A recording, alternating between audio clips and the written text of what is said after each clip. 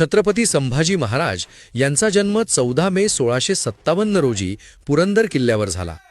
छत्रपती शिवाजी महाराज आणि राणी सईबाई यांचे ते थोरले पुत्र होते. लहानपणीच आईचं छत्र हरपल्यानंतर राजमाता जिजाऊंनी त्यांचा सांभाळ केला. संभाजी महाराजांच्या पत्नीचे नाव महाराणी येसूबाई होते.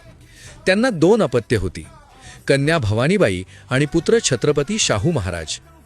शंभूराजे अत्यंत विद्वान होते. त्यांनी वयाच्या 14व्या वर्षी बुधभूषण हा ग्रंथ लिहिला.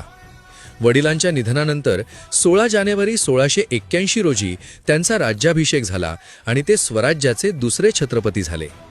आपल्या 9 वर्षांच्या कारकिर्दीत त्यांनी मुघल, आदिलशाही, कुतुबशाही, पोर्तुगीज आणि जंजिऱ्याच्या सिद्धीविरुद्ध तब्बल 120 लढाया केल्या, पण एकही लढाई ते हरले नाहीत. त्यांनी औरंगजेबाच्या लाखोच्या फौजेला एकट्या स्वराज्याने झुंजवत ठेवले. मुघलांच्या कैदेत असताना औरंगजेबाने त्यांना धर्मपरिवर्तन करण्यास सांगितले, पण महाराजांनी आपला स्वाभिमान आणि धर्म सोडण्यास नकार दिला. अखेर 11 मार्च 1689 रोजी तुळापूर येथे त्यांनी स्वराज्यासाठी बलिदान दिले.